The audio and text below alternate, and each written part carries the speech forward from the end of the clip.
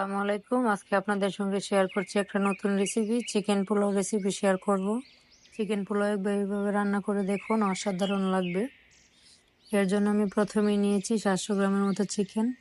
এর মধ্যে দিয়ে দেব হাফ কাপ পরিমাণ টক দই, হাফ চা চামচের মতো গরম মশলার গুঁড়া, এর সাথে ধনেপাতা কুচি আর কাঁচামরিচ 2টা দিয়ে দিলাম,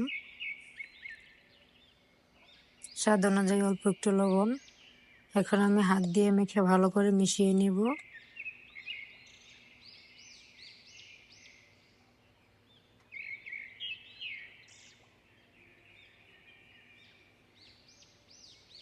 এটাকে আমি সাইডে রেখে দিব 10 মিনিটের জন্য।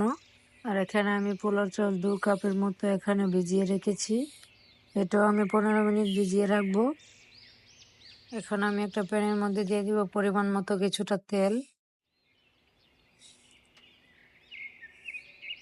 তারপর 4-5টি কাঁচামরিচ দিয়ে দিব, তেজপাতা দিয়ে দিব 4 থেকে 5টি, মাঝখান দিয়ে ছিঁড়ে দিয়ে দিয়েছি, তাতে কিন্তু ফ্লেভারটা ভালো আসে। 4-5টি এলাচ, কয়েকটা কালো গোলমরিচ। এখন আমি এগুলাকে একটু ভেজে নিব। হালকা একটু ভাজা হয়ে গেলে আমি এর মধ্যে 2টো পেঁয়াজ কুচি করে কেটে দিয়েছি। এখন আমি পেঁয়াজটাকে হালকা ব্রাউন কালার করে ভেজে নিব।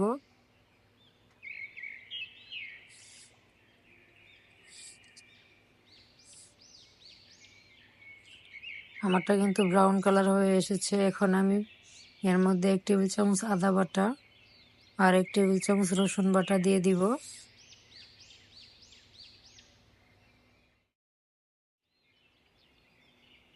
তারপর আমি এগুলাকে একটু ভালো করে ভেজে নিব।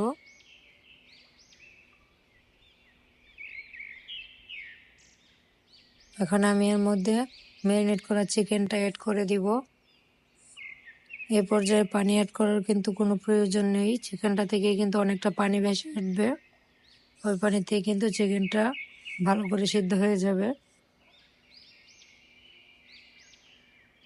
এখন আমি এর মধ্যে হাফ টেবিল চামচের মতো কালো গোলমরিচের গুঁড়া দিয়ে দিয়েছি। ভালো করে নেড়ে চেড়ে মিশিয়ে ঢাকনা দিয়ে ঢেকে কিছুক্ষণ রান্না করব। কিছুক্ষণ পরে দেখতে পাবেন, দেখুন পানি কিন্তু ভেসে উঠেছে অনেকটা, এই পানিতেই সিদ্ধ হবে। এখন আমি এর মধ্যে দিয়ে দিলাম হাফ টেবিল চামচের মতো ধনিয়ার গুঁড়া।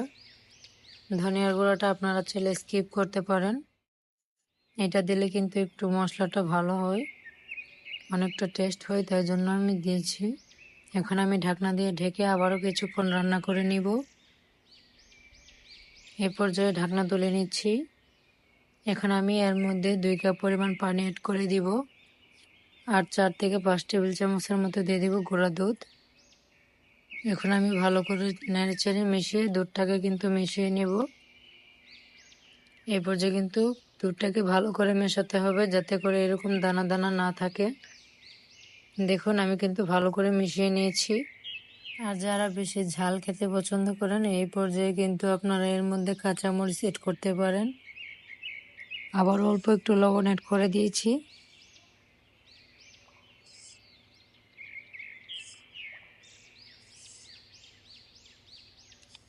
এই পর্যায়ে আমি ভিজিয়ে রাখে চালটা অ্যাড করে দিব। সবগুলো চাল দিয়ে দিয়েছি। এখন আমি নেড়েচেড়ে মিশিয়ে নেব।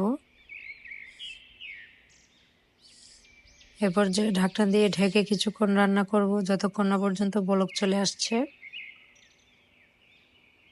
আমারটা কিন্তু বলক চলে এসেছে। এখন আমি চুলার ফ্লেমটা একদম লোতে করে দিব। কিছুক্ষণ পরে যখন এইভাবে হয়ে আসবে, পানিটা অনেকটা শুকিয়ে আসবে, এই পর্যায়ে আমি ধনেপাতা অ্যাড করে দিয়েছি। আপনারা চাইলে কাঁচামরিচ এর মধ্যে দিতে পারেন। তারপর আমি এটাকে 5 মিনিটের মতো ঢাকনা দিয়ে ঢেকে রান্না করেছিলাম। এখন আমি পরিবেশন করে দেখাচ্ছি। দেখুন রাইসটা কিন্তু অনেকটা দেখতে অসাধারণ লাগছে, খেতেও কিন্তু অনেকটা ভালো হয়েছে। চিকেন পোলাওটা একবার এইভাবে ট্রাই করে বাসার সবাইকে দিবেন, দেখবেন ওরা সপ্তাহে একবার হলেও খেতে চাইবে। এই চিকেন পোলাওটা কিন্তু দেখতে এবং খেতে অনেকটা মজা হয়েছে। আপনাদের একটু দেখাই, দেখুন কতটা ঝরঝরা হয়েছে। ভালো লাগলে বাসায় ট্রাই করবেন। আল্লাহ হাফেজ।